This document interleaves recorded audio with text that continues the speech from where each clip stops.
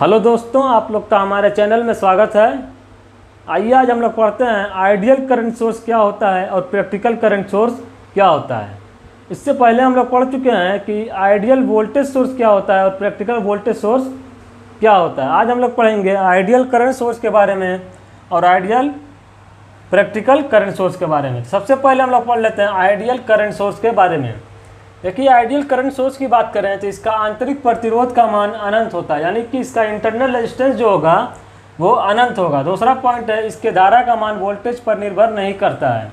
तो आइए अब हम लोग देखते हैं कि आइडियल करंट सोर्स क्या होता है। देखिए, हम लोग का क्या आइडियल करंट सोर्स है जिसका मान है IS। यहाँ से जो करंट निकल रही है आइडियल करंट सोर्स है उसका मान IS। इसका इंटरनल रेजिस्टेंस है, क्या है? Internal resistance. यहाँ पे है लोड, ये हम लोग का लोड है। ये इंटरनल रेजिस्टेंस है जिसका मान क्या हो जाएगा? इनफाइनाइट, यानी अनंत हो जाएगा। क्योंकि हम लोग जान रहे हैं आइडियल करंट सोर्स हम लोग पढ़ रहे हैं तो इसका इंटरनल रेजिस्टेंस यानी अनंत, आंतरिक प्रतिरोध का मान अनंत होता है। अब यहाँ पे जो करंट आ रही है IS सोर्स से, यहाँ पर डिवाइड हो जाएगी। मान लीजिए इसमें I1 चली गई, इसमें I चली गई। लोड पर जो करंट जा रही है उसका मान I है। यहाँ पे वोल्टेज हम लोग V मान लेते हैं। अब देखिए, इस रेजिस्टेंस में जब हम लोग करंट देखेंगे कितना होगा, तो देखिए इसका मान है अनंत, यानी इस ब्रांच में जो करंट जाएगी वो क्या जाएगी? 0 एम्पियर, यानी कि कोई भी करंट इसमें नहीं जाने वाली, क्योंकि इसका मान जो है अनंत है। अब इस पॉइंट पर हम लोग लगाते हैं KCL। इसको मान दे देते हैं, इसका नाम रख देते हैं पॉइंट A। पॉइंट A पर हम लोग लगाएंगे KCL। देखिए, इस पॉइंट पर आने वाली करंट का योग और जाने वाली करंट का योग बराबर होगा। देखिए कौन कौन सी करंट इस पर आ रही है? IS करंट नोड पर आ रही है। बात करें इससे दूर जाने वाली करंट जो I1 और I है, क्या है? I1 plus I। तो हम लोग का हो जाएगा KCL। KCL से हम लोग ये समीकरण बनाए हैं। अब बात करते हैं, देखिए IS बराबर क्या हो जाएगा? I1 का मान दिया हुआ है 0 प्लस हो जाएगा I। तो हम लोग को क्या मिल गया? IS बराबर मिल गया I। इसका क्या मतलब निकला IS बराबर I का? देखिए, IS का मतलब हुआ कि सोर्स से जो करंट निकल रही है पूरी की पूरी करंट लोड पर पहुंच जा रही है। क्योंकि देखिए IS बराबर हम लोग को I मिल गया है, यानी कि इंटरनल रेजिस्टेंस इनफाइनाइट अगर हम लोग कर देते हैं करंट सोर्स का तो हम लोग का हो जाता है आइडियल करंट सोर्स। तो हम लोग देखें कि इसका आंतरिक प्रतिरोध का मान अनंत क्यों होता है? क्योंकि सोर्स से जो करंट निकले पूरी की पूरी लोड पर पहुंच जाए। अब हम लोग बात करते हैं कि इसके धारा का मान वोल्टेज पर निर्भर नहीं करता है। क्यों नहीं करता है? देखिए, हम लोग बात करें अगर I1 की, इस समीकरण से देखिए IS बराबर हो जाएगा I1 की। अगर हम लोग बात करें तो क्या हो जाएगा? वोल्टेज V जो है इस पर भी वोल्टेज V होगा, क्योंकि ये दोनों समांतर में है। तो I1 का मान रखें अगर हम लोग V बटे में, क्या हो जाएगा? इसका रेजिस्टेंस जो I1 का वो R बराबर इनफाइनाइट दिया गया है। प्लस में हम लोग को क्या हो जाएगा? I। अब देखिए, जो करंट है उसका मान जो है वोल्टेज पर क्यों नहीं निर्भर करता। मान लीजिए कि वोल्टेज का मान कुछ भी हो, 100 वोल्ट 200 वोल्ट जो भी हो, अगर हम लोग इसके रेजिस्टेंस का मान देखें तो इनफाइनाइट है, क्योंकि आइडियल है। जब इनफाइनाइट से हम लोग किसी भी चीज़ में भाग देंगे तो उसका मान आ जाएगा 0, यानी कि पूरा टर्म्स जो है ख़त्म हो जाएगा, ये 0 हो जाएगा। IS बराबर I हम लोग को मिलेगा।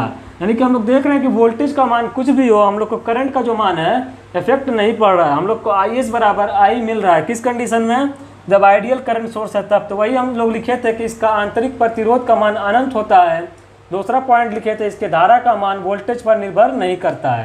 तो हम लोग दोनों चीज़ को देख लिए हैं कि इसका इनफाइनाइट रेजिस्टेंस क्यों होता है, इंटरनल रेजिस्टेंस, और हम लोग ये भी देख लिए कि इसका जो वोल्टेज है वो करंट पर डिपेंड नहीं करता है।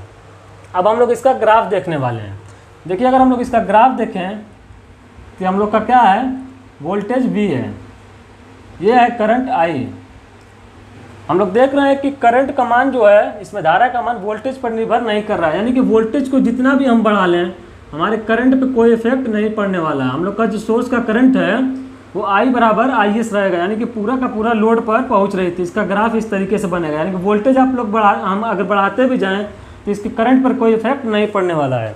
तो अभी हम लोग देखते हैं आइडियल करंट सोर्स क्या होता है। अब हम लोग देखते हैं प्रैक्टिकल करंट सोर्स। देखिए, कुछ भी जो है आइडियल नहीं होता है, कुछ ना कुछ जो होता है इसका इंटरनल रेजिस्टेंस होगा, क्योंकि आइडियल करंट सोर्स जो है वो पॉसिबल है ही नहीं। लेकिन हम लोग पढ़ते हैं कि आइडियल की कंडीशन में क्या होता है, लेकिन आइडियल संभव नहीं है। अब बात करेंगे अगर प्रैक्टिकल करंट सोर्स की, तो देखिए इसका आंतरिक प्रतिरोध का मान बहुत ज़्यादा होता है लेकिन अनंत नहीं होता है। यहाँ पर हम लोग अनंत ले लिए थे, लेकिन यहाँ पर जो हम लोग का आंतरिक प्रतिरोध होगा उसका मान बहुत ज़्यादा तो होगा लेकिन अनंत नहीं होगा। दूसरा है कि इसके धारा का मान वोल्टेज पर निर्भर करता है। अब आइए हम लोग देखते हैं, यहाँ पर देखिए हम लोग का करंट सोर्स है, इसका मान IS है, इसका इंटरनल रेजिस्टेंस यहाँ पे होगा, मान लीजिए इसका मान जो है R है, ये जो है लोड है, ये क्या है लोड। लोड पे जो करंट जा रहा है इसको हम लोग मान लेंगे I, यहाँ वोल्टेज मान लेते हैं V। अब देखिए यहाँ से करंट जा रही है IS, इसको हम लोग बोल देते हैं पॉइंट A। तब इसका इंटरनल रेजिस्टेंस जो है इनफाइनाइट नहीं होगा, ज़्यादा तो होगा लेकिन इनफाइनाइट नहीं होगा, तो हम लोग मान लेते हैं इसका मान R है। अब देखते हैं हम लोग लगाएंगे यहाँ पर KCL, पॉइंट A पर KCL जब लगाएंगे तो हम लोग को क्या मिलेगा, IS बराबर मिल जाएगा, मान लीजिए इसमें जो करंट जा रही है उसका मान है I1, तो इसको हम लोग को मिल जाएगा I1 प्लस I। बात करें IS की तो IS बराबर क्या हो जाएगा, I1 का अगर हम लोग मान रखते हैं तो हम लोग को वोल्टेज इस पर कितना होगा, V वोल्ट, क्योंकि देखिए दोनों आपस में समांतर में है, समांतर में वोल्टेज समान होता है, इसमें भी V वोल्ट होगा तो V बटे में ये R हो जाएगा, प्लस क्या हो जाएगा I। तो अगर हम लोग देखें इसमें करंट का जो मान है वो वोल्टेज पर निर्भर कर रहा है।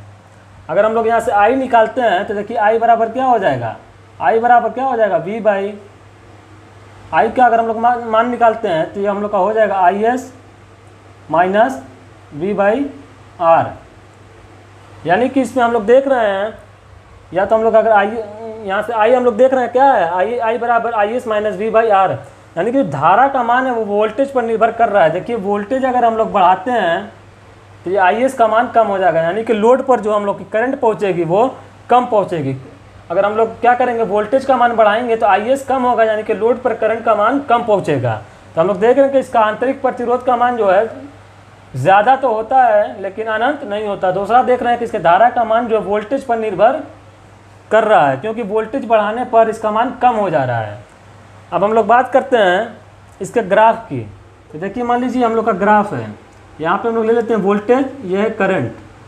तो हम लोग क्या देख रहे हैं, वोल्टेज बढ़ाने पर करंट का मान कम हो रहा है, तो हम लोग को जो करंट अब मिलेगी वो इस तरीके, ये आइडियल कंडीशन में है। ये क्या है, ऊपर वाला जो है ये आइडियल है, ये वाला जो हम लोग का मिला है ये आइडियल कंडीशन में। और ये वाला बात करें, ये वाला जो ग्राफ मिला है ये प्रैक्टिकल है, यानी कि हम लोग का वोल्टेज क्या मिल रहा है, यहाँ पर जो हम लोग को मिल रहा है, जहाँ पर करंट जो मिल रही है वो क्या है, कम हो जा रही है। अगर हम लोग वोल्टेज बढ़ा रहे हैं तो करंट का मान देख रहे हैं कम हो रहा है, तो यहाँ पर क्या मिल जाएगा, करंट हम लोग को प्रैक्टिकल कंडीशन में इस तरीके से मिलेगी। तो हम लोग देखें कि आइडियल करंट सोर्स क्या होता है और प्रैक्टिकल करंट सोर्स क्या होता है, उसका ग्राफ किस तरीके से हम लोग को मिलता है। तो इसी तरीके से फिर हम लोग मिलेंगे दोस्तों नेक्स्ट वीडियो में, तब तक के लिए धन्यवाद।